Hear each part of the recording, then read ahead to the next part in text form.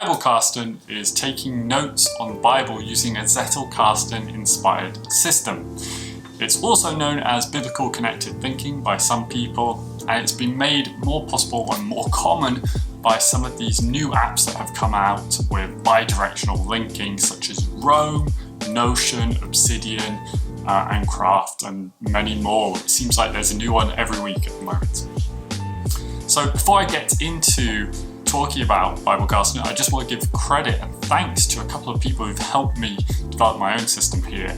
That's Abe Peters and Joshua, and I'll have links to both of them and their resources below so that you can check out what they've done and that can help you as well. So before we go on, let's talk about Zettelkasten if you're unfamiliar with this system. Zettelkasten literally means slip box in German. It comes from those two words. And that's because this system of note-taking involves putting these index card notes in a slip box. That was the traditional analog system at least, but now it's evolved thanks to these modern digital tools that we have. It's made famous by people like Niklas Luhmann, who was a German sociologist who managed to publish 70 books and over 400 scholarly articles during his career as a sociologist in a wide range of topics, from religion to class to race, all sorts of things, transportation even. And he did this all by using the system. At least he credits the system for why he was able to publish so much and so prolifically. So, how does it work? Well, basically, instead of taking big, long notes on a topic, you start by making small, atomic notes. So each idea should have its own note. And so you may read a text and come up with 20 or more notes, all little notes from this big text. Now, once you've got those little notes, you then expand upon them into larger connected pieces where you're drawing in perhaps ideas from several notes together, and then you might end up by refining that into a proper article and publishing that later. Or I guess nowadays, it might be a video, it might be a podcast, it might be something else. As a Christian, maybe it's a sermon that you end up preparing from it. There are some finer details of the Zettelkasten system that are important. These include things like the numbering system or how to go from smaller ideas to bigger ideas. But I'll have a link to a video which does a better job of explaining that, and we can move on. The key thing is that Zettelkasten is different from other note-taking systems because each idea gets its own note. It's a big thing. These are atomic notes, starting small, and you can use those ideas in lots of other notes as well. You link, you don't organize. This is a really big thing. Instead of using folders or tags to organize your notes, you start by linking notes to other related notes. Notes where there's a similar idea or where this follows on from that previous one. And so then you build up this connection of notes and connection of ideas rather than starting with a top-down hierarchy. The net effect of that is that rather than being stuck in a rigid pattern where you've got to fulfill an idea that you've had from the start, you're able to see what emerges from your interest from the ground and what patterns start to come along. And perhaps that will change the path that you're taking completely in a way that you couldn't have predicted from the start.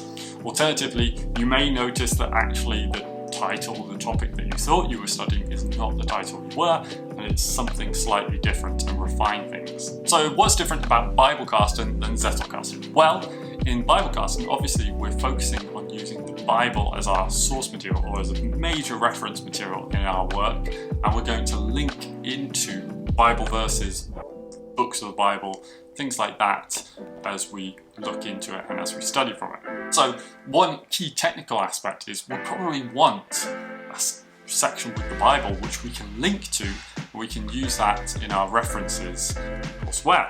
And by having the Bible in our note system, we get twofold benefit. One, when we reread the Bible, we can come across our old ideas and we can see what thoughts and insights we had in the past, and that can inspire us again in the future. Two, when we look at our notes, we can easily go to verses in the Bible and have those as references which we can draw upon. So what's the best way to do this? Well, in a way, you could do this the old school analog paper way, where you could use index cards or notebooks. In fact, Jonathan Edwards' miscellany system is basically a kind of version of this Zettelkasten idea, where you have notebooks, an index, a reference, and you can expand upon those notes. You have notes in the margin of the Bible which take you to those other ideas. However, I do think that it makes a lot of sense to use some of these new digital apps to help you do that, because hyperlinking is a much easier way to connect ideas and notes together than doing it in an analog form. Recent video I shared how you could do this in Notion using the recently introduced backlink feature, but I've since switched into Obsidian, and I think Obsidian is probably the best digital tool that someone could choose to use for this system. And there's a few reasons for that. One, it's free. That really helps eliminate a lot of barriers for many people. Two, it works on any software system, any OS, well, desktop software system. Mobile apps are still in progress and coming. And three, it uses plain text files. So if you're used to plain text, you can use that there. You can also adapt it. You can switch to a different system if you want to in the future. There are some issues with Obsidian that may make it a bit difficult for some people to use. One, it uses Markdown. Now, Markdown is a way to write notes, and if you're unfamiliar with it, I'll have a link below which will take you through the basics of it, but it's basically a quick way to help you format your notes there.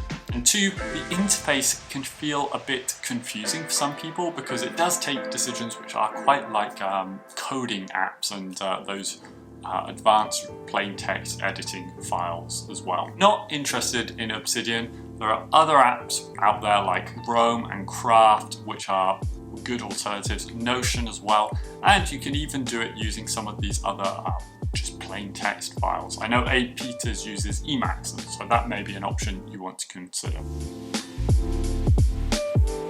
How can you get started with Biblekasten? Well, the first thing you should do is pick an app and download it. Get that set up so it's ready to go. Next, download a plain text version of the Bible and import it into your system. I'll have a link below for a great reference to download a plain text version of the Bible, and this works using the web version. Now, I understand that for some people this isn't their favorite translation, it's not my favorite translation, but there are also instructions there on how you can change it so that it can download other translations of the Bible. Just remember about the issues of copyright when you do so. 3, take your regular Bible notes as you would when you read through the Bible, see what inspires you, make a little note of it, and then link back to the Bible using the double square bracket system. Or pick a topic that you're interested in, for example, discipleship, start making a note on that topic, and then link to various relevant Bible verses that come up as you do that. In an upcoming video, I'll show you how you can set up Obsidian to take Biblekasten notes, so subscribe to make sure that you get to watch that one. In the meantime, you can check out the related Biblekasten videos here, and I hope to see you in the next one.